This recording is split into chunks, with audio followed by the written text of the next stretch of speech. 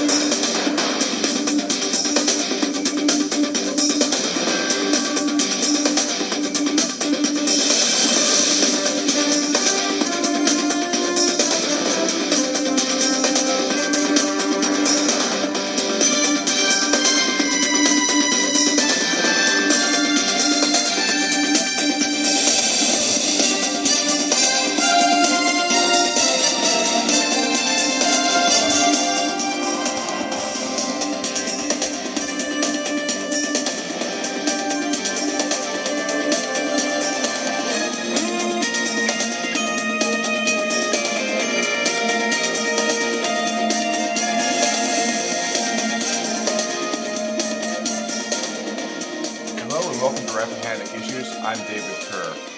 One of the most important topics facing our area is transportation.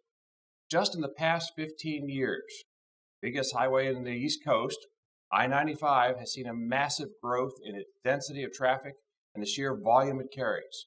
And of course, if you live here in the Stafford, Spotsylvania, or Fredericksburg area, you're watching the same thing when it comes to local roads and our own use of the interstate I-95. It's just becoming more and more dense, more compact, and there's hardly an hour of the day when it isn't fogged at some point or another. So with that in mind, we're going to talk to a local expert in transportation. He's been on the Stafford County Board of Supervisors since 2005. He's in his third term. Paul Mildy. Paul represents the Aquia District, and he's taken a special interest in transportation issues. He served on the Virginia Railway Express Governing Board, and he's been very, very keen on looking for new funding, new solutions, the I-95 problem, and in general. And what we're going to talk about today, I'd like to start with, Paul, is what was called the, I don't know if this is, I doubt they titled it this, but the paper did, the worst of the worst study. And it had dealt with local concerns, and I'll let you explain it, because I think you're pretty knowledgeable on it. When I say local, basically Massaponax up to Prince William County, pretty much. And what could be done to mitigate some of the trouble spots on the I-95 corridor in that little location? Right.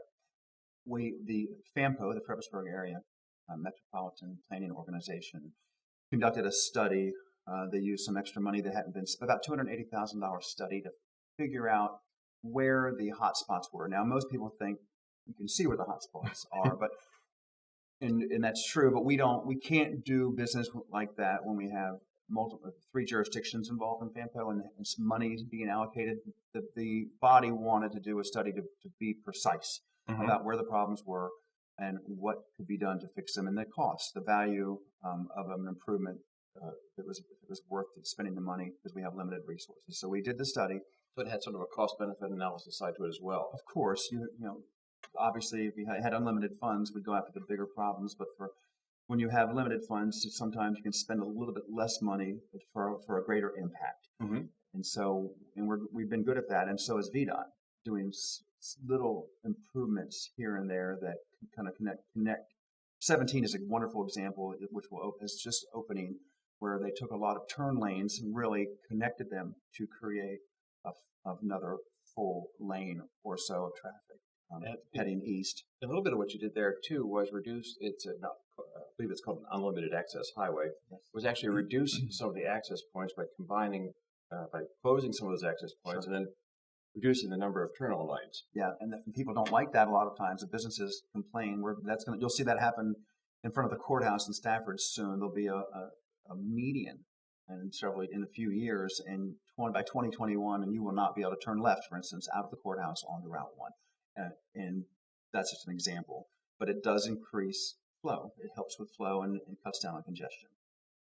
Well, can you give me an idea of some of the things that the report actually Of course, recommended. It did exactly what it said exactly what we thought it would say, which was that the express lanes terminus a mile north of 610 was creating a huge problem in the middle of Stafford. We know that it's added about 44 minutes of commute time per week for people that were coming from the south of Courthouse Road. Now, if you're getting on a 610, you're still okay. You're actually saving time if you're a 610 north commuter, because the little bit of traffic you sit in before you get on the express lanes is you make up for that once this express lanes start, whether you're on them or not, the flow is better.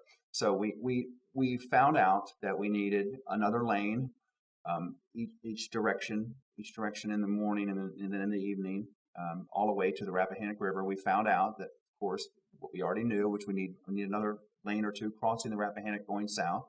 And of course we know, and we found out, we proved that we needed the northbound crossing of the Rappahannock River to have lanes added to it.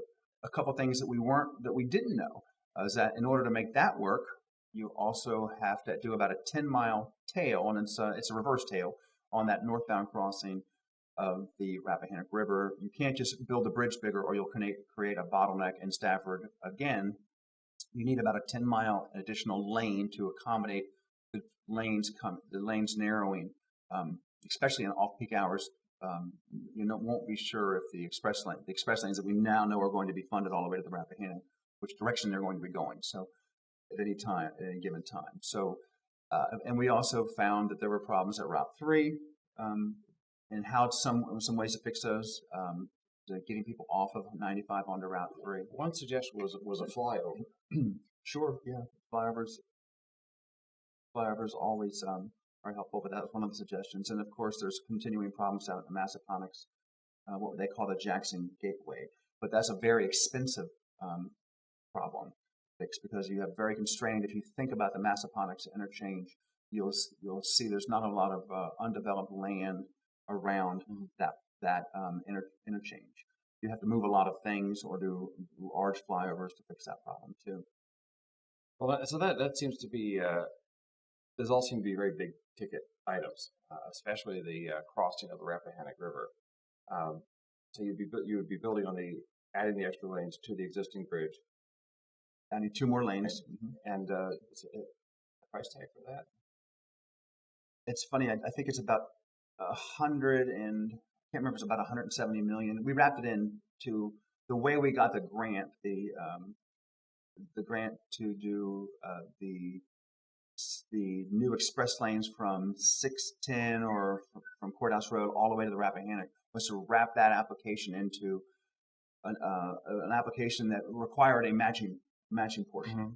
So we leveraged about $1 billion in projects almost that were already moving to get the additional funding. So I think it's about 170 or so million, but that was already approved in the HB2 round that was decided a few months ago in the middle of this year.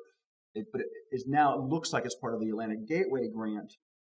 That's what's been. That's a very interesting point to lead into, Paul. The Atlantic Gateway grant is federal money. Yes, federal grant money, and it seemed like it had a heavy-duty rail side to it. But there's a big component which is roads, right? Yes.